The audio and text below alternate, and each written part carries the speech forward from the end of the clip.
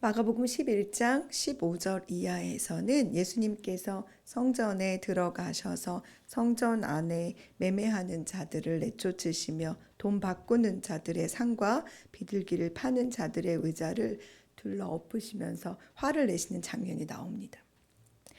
그러시면서 이렇게 말씀하시죠.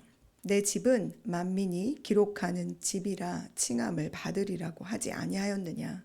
너희는 강도의 소굴을 만들었도다 라고요. 이 사건으로 대제사장들과 서기관들은 예수를 죽이려고 더욱 혈안이 되었습니다.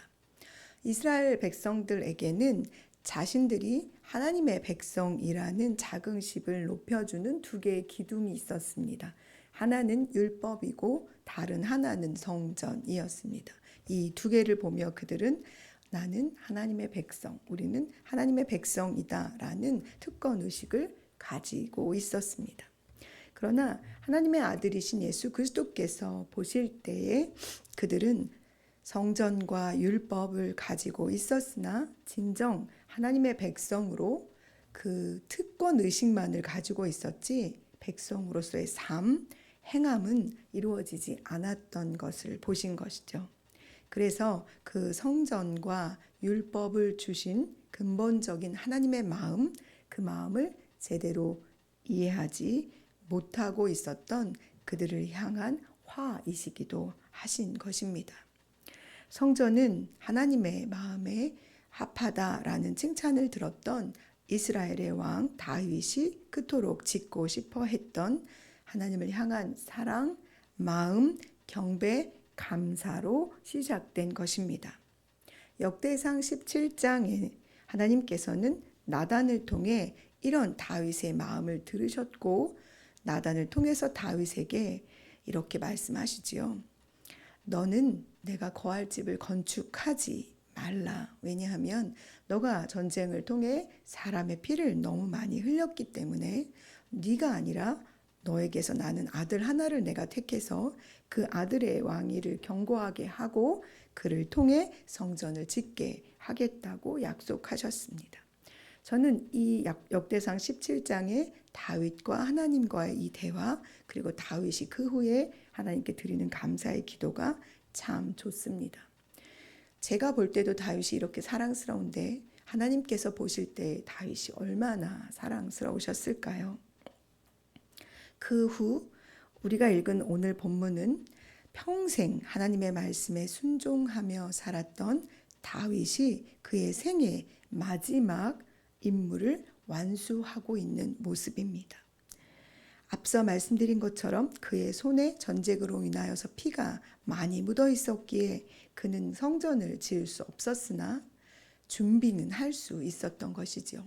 그래서 그의 아들이 솔로몬이 왕이 되기 위해 그가 왕이 되었고 그가 성전을 건축할 수 있도록 그는 수많은 것들을 준비하며 그의 일생을 성전을 향해 달려갔습니다. 그러면서 오늘 드디어 그가 그토록 사모하고 그렇게 소원했던 성전을 짓기 위해 왕이 되는 솔로몬에게 이렇게 말합니다. 너는 하나님, 그분이 나에게 주신 약속을 기억해 라고 합니다. 그 약속은 무엇인가 하면 하나님의 계명과 법도를 힘써 준행하기를 나처럼 하면, 너무 멋지지 않습니까? 하나님의 계명과 법도를 힘써 준행하는데 누구처럼? 나처럼 하면 하나님께서 너의 나라를, 나의 나라를 견고히 지금까지 이끌어오셨던 것처럼 너의 나라도 견고하게 하실 거라고 약속하셨다. 그것을 기억하라 라고 이야기합니다. 그리고 아들 솔로몬에게 그러니 너는 오직 하나님을 알고 온전한 마음과 기쁜 뜻으로 그분만 섬기라.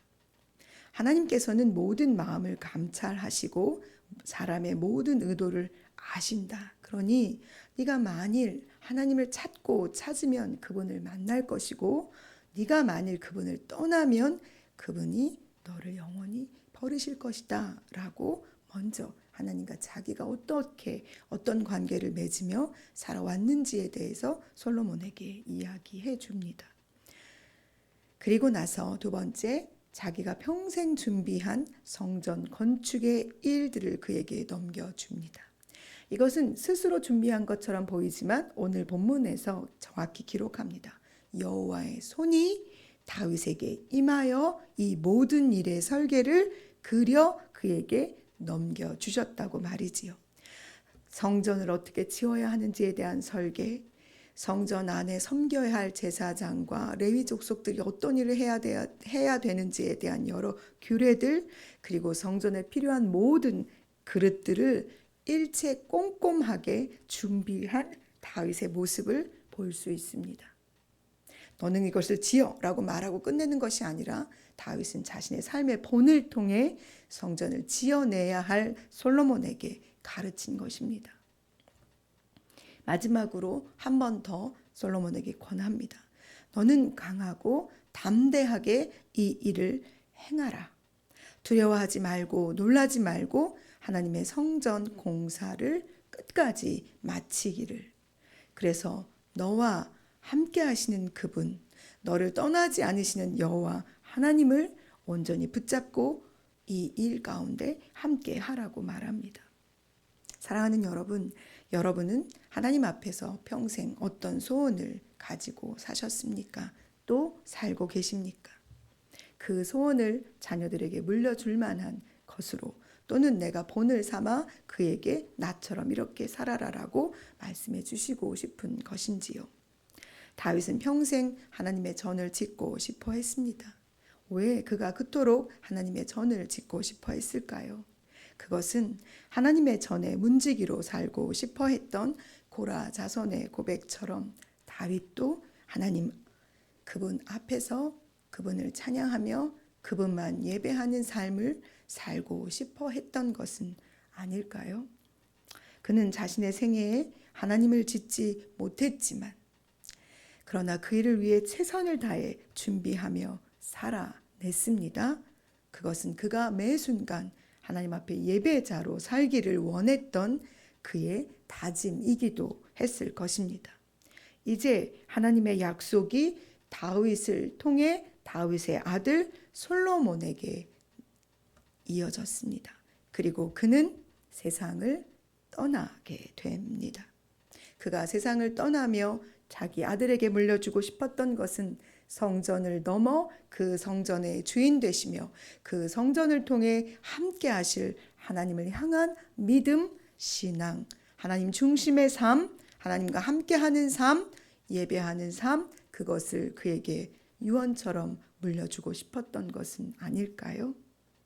서두에 예수님께서 하신 말씀을 기억하십시오. 성전은 만민이 기도하는 집이다. 성전의 목적은 하나님을 예배하며 하나님께 기도하며 하나님을 찬양하는 곳입니다. 즉 하나님의 영광이 거하는 곳, 하나님의 사람들이 그곳에서 하나님과 만나는 곳이 바로 성전입니다. 성전이 그 성전의 기능을 상실하게 되었을 때 예루살렘 그 귀하고 아름다운 성전이 이방인에 의해서 멸망되고 돌 위에 돌 하나도 남지 않는 처참함을 경험한 것처럼 교회가 교회로서의 그 목적 기능을 상실하게 된다면 하나님께 우리가 얼마나 두렵고 떨림으로 이 교회가 무너지게 될까 염려하지 않을 수가 없습니다. 이 땅에 세워진 주님의 교회들이 하나님께서 세우신 목적, 하나님을 예배하며 기도하는 이 목적을 온전히 이루는 교회들이 되어야 할 것입니다. 예수님께서는 자신의 육체를 찢어 휘장을 열어주셨습니다.